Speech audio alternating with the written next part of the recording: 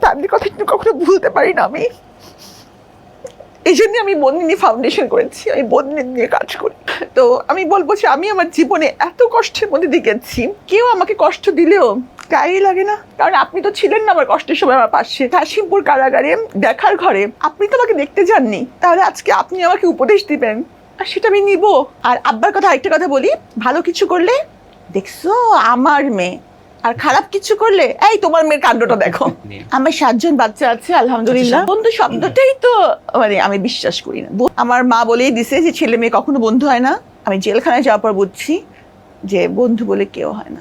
নিজেকে এটা বলেন জেল খাটা আসামি কেন?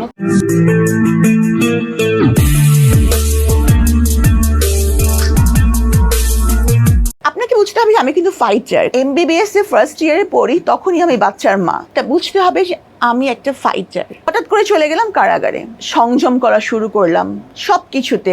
এই 3 বছরে আল্লাহর রহমতে আমি কোনোদিন অসুস্থ হই নাই। আমি নোংরা পানি দিয়ে গোসল করেছি, আমার কখনো গায়ের মধ্যে কোনো ইচিং কোনো কিছু হয় নাই। কোনো দিন কোনো বেলা আমি একলা খাই না, অসহায় মানুষদের নিয়েই খাই। মানুষ আমার অঙ্গ দেখে, রঙ্গ দেখে, কিন্তু মানুষ এটা জানে না। আমার খুশির জন্য আমি সবকিছু এখন করব। আমার বাবা গাড়ি, ফ্ল্যাট সবকিছু বিক্রি করে দিয়েছে। প্রায় খুবই খারাপ অবস্থায় একটা মামলা 3 বছর চালানো, এবং সেটা যদি রাজনৈতিক মামলা হয়, তাহলে আজকে কারো খুশির জন্য আমি তো নিজেকে পাল্টাবো না। যারা আমাকে পছন্দ করেন আমি তাদের কাছে আমার জন্য দোয়া চাই। আমি তো সব হারিয়েছি, আমার হারানোর ভয় কি? এবং আশ্চর্য হবে না, আমার ব্যাংকে কোনো টাকা নাই। এটা আমার সন্তানদেরকে নিয়ে কখনো আদালতে আসবে না। কাজ করার পিছনে ওরা আমাকে দেখো,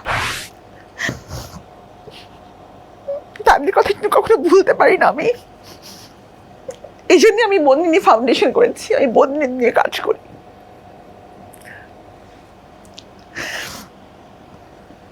আমি প্রতিটা মুহূর্তে বন্দিনীদের কথা মনে করি। তো ওরা আমার জন্য কতটুকু করেছে। তো আমি বলবো যে আমি আমার জীবনে এত কষ্টের মধ্যে দিয়ে গেছি, এখন কেউ আমাকে কষ্ট দিলেও কিছুতেই গায়ে লাগে না। কারণ আপনি তো ছিলেন না আমার কষ্টের সময় আমার পাশে। কাশিমপুর কারাগারে দেখার ঘরে আপনি তো আমাকে দেখতে যাননি, তাহলে আজকে আপনি আমাকে উপদেশ দিবেন আর সেটা আমি নিব কেন? আপনি তো একটা কাপড় নিয়ে, একটা ড্রেস নিয়ে যাননি যে সাবিনা এক কাপড়ে আছে, দিনের পর দিন যাননি তো, তাহলে আজকে আপনি আমার ড্রেস নিয়ে সমালোচনা করবেন, সেটা আমি নিব না। আপনি আমাকে মন্দ বলেন, আপনি আমাকে যাই বলেন, নেগেটিভলি নেন, পজিটিভলি নেন। যারা পজিটিভ তারা আমার জন্য অনুপ্রেরণা, যারা নেগেটিভ তাদেরকে সম্মানের সাথে বলবো যে প্লিজ আমাকে লজ্জা দিতে গিয়ে আর লজ্জিত করেন না। ওদের কারোর সাথে কন্টাক্ট আছে এখন? ওরা হ্যাঁ অফকোর্স, আমি তো বন্দিনীদেরকে নিয়েই কাজ করি।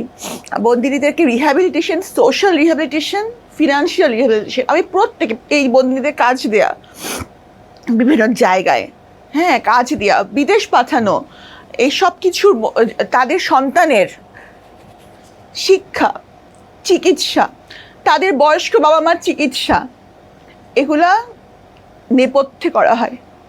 আপনারা আমার অঙ্গভঙ্গি দেখেন, এগুলা দেখবেন না, কারণ বন্দিনীরা কখনো সামনে এসে বলবেন আমি বন্দিনী ছিলাম, আমার বাবার এই হেল্প দরকার, আমি চাইও না। তার চেয়ে আপনারা আমার অঙ্গভঙ্গি দেখেন, নেগেটিভ কিছু কমেন্টস করেন, ভিউ করেন, অসুবিধা নাই, কিন্তু আমি আমার কাজ আমার মতন করে করব। Good luck Sabina. আপনার আব্বু আম্মু এখন কি বলে আপনাকে নিয়ে? They are proud of you? They are been always proud of you, of course. Yes of course. ভালো কিছু হলে ভুল বোঝে নাই তো না?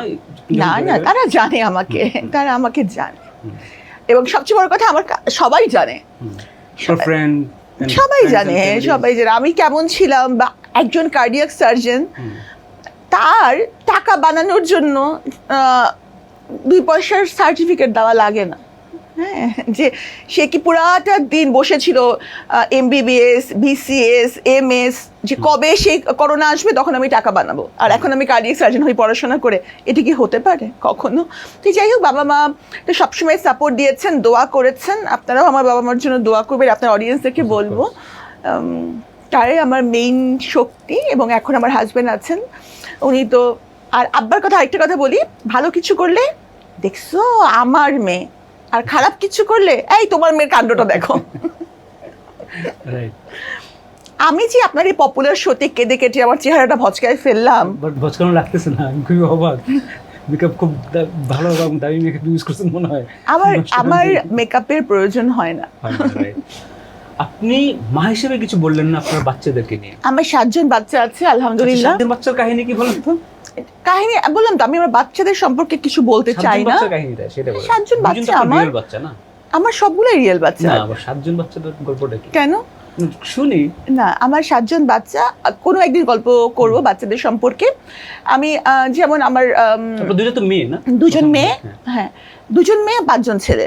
আচ্ছা আচ্ছা, তো আমি ওকে বলেছিলাম যে ওদেরকে বলেছি যে তোমরা আমার নাম তোমাদের পাসপোর্ট থেকে সরিয়ে ফেলো, তোমরা আমার করবা না, পরিচয় দিবা না।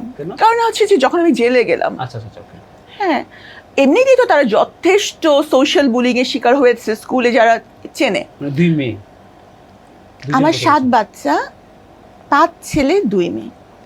তো আপনি তো বললেন যে আপনার 2টা মেয়ে বেসিক্যালি, বাট না না না, আমি এরকম বলিনি। আমার আলহামদুলিল্লাহ ছেলে আছে। কেন আপনার মনে হয় 2 মেয়ে? কার ঘরে? কার ঘরে? আমাদেরই, আমার ঘরে, মানে আমার। সাথে আমি তো আপনাকে বারবার বলছি যে আমার 7 জন বাচ্চা আমার বাচ্চা, এবং আমার 2 মেয়ে 5 ছেলে। তো আমি বলেছিলাম যে আমার নাম ব্যবহার না করতে, কিন্তু তারা বলেছে যে না, উই নো তুমি কিছুই করো নাই, ইউ আর নট রং। তো আমি আলহামদুলিল্লাহ, আমি হয়তো ভালো মা না, কারণ আমার কারণেই তাদেরকে হিউমিলিয়েশন শিকার হতে হয়েছে, সোশ্যাল বুলিং এর শিকার হতে হয়েছে, কিন্তু আলহামদুলিল্লাহ তারা খুব জানের টুকরা বাচ্চা। ওদেরকে আপনি কি বলবেন বাচ্চাদেরকে?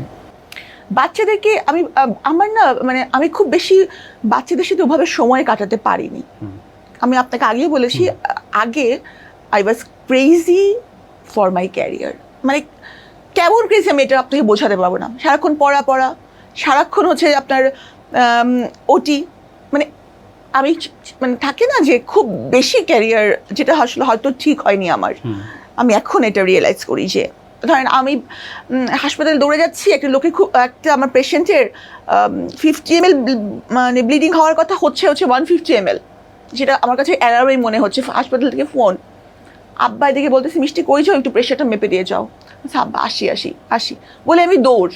কিন্তু এখন আমার মনে হয় যে কেন আমি আমার বাবা মাকে ওই সময়টা দেই নাই। মানে এখন আই রিয়েলাইজ, এবং আমি জেলখানায় প্রতিবার সিজদায় একটা কথাই বলছি, আল্লাহ আমাকে সুযোগ দাও, আমি যেন আমার বাবা মার সেবা গিয়ে ঠিক মতো করতে পারি। আমি তাদেরকে ডিপ্রাইভ করছি, আমি তাদের সাথে অন্যায় করছি, তাদেরকে আমি সময় দিই নাই যেটা তারা ডিজার্ভ করতো। তো এখন দিচ্ছেন? হ্যাঁ, এখন তো অবশ্যই। এখন তুমি বুঝতে পারি যে পৃথিবীতে সব কিছু মিথ্যা, শুধু বাবা মার ভালোবাসার আসল। আপনার বন্ধু বান্ধব আশেপাশে আছে নাকি সবাই হারিয়ে গেল? আপনি তখন খুব অভিমান নিয়ে কিছু বলছিলেন। বন্ধু শব্দটাই তো মানে আমি বিশ্বাস করি না, বন্ধুত্বে বিশ্বাসই করি না। যে যখন বিকারণেস্তায় ছিলাম তখন যে সব বন্ধু ছিল, যখন আমরা মানে ক্যারিয়ারে ঢোকার জন্য কেউ মেডিকেলে ভর্তি হলাম, কেউ বুয়েটে, আবার কেউ কোথাও অ্যালাউই হলো না, তখন দেখলাম সবাই সবার কম্পিটিটর হয়ে গেল, আর কেউ বন্ধু নাই। পরে যখন সবাই আবার বিয়ে করলো, তখন আমার জামাই আমার শ্বশুরবাড়ি অমুক, আমার জামাই তমুক, আমার জামাই, মানে তখনও একটা কম্পিটিশন, ইটস নট ফ্রেন্ডশিপ। মানে আমার লাইফে ফ্রেন্ডশিপ নাই। আর ছেলেদের সাথে ফ্রেন্ডশিপ তো অসম্ভব, আমার মা বলেই দিছে যে ছেলে মেয়ে কখনো বন্ধু হয় না। হ্যাঁ, তো আমার কোনো বন্ধু নেই, এবং যারা ছিলেন আমি মনে করি আমি জেলখানায় যাওয়ার পর বুঝছি যে বন্ধু বলে কেউ হয় না, কেউ কারণ নাই আসলে। হ্যাঁ, সোশ্যাল মিডিয়াতে যারা আছেন, যারা আমার সত্যিকার ভালো চান, তারাই আমার বন্ধু। Okay, are you happy after all this happened in your life? Not yet. আমি সবসময় বলি আলহামদুলিল্লাহ, কিন্তু আমি যখন আমার গোলটা অ্যাচিভ করতে পারবো, at that time I can say I am happy. কি সেটা? আমার 2টো গোলই এখন, মানে এখন আমি মনে করি যে আমার প্রথম পরিচয় হচ্ছে আমি বন্দিনী। I have to do something for them. যে একটা মানুষ 20 বছর জেল খেটে বের হলো, তারপরেও তাকে তুই না জেল খাটা আসামি, তুই নেই, তোর নেই, তাকে নিজেকে এটা বলেন জেল খাটা আসামি কেন? তাহলে এটা আপনি ইউজ করেন কেন? আমি ইউজ করি এই জন্য যে আমি এই পরিচয়টাকেই ধারণ করতে চাই।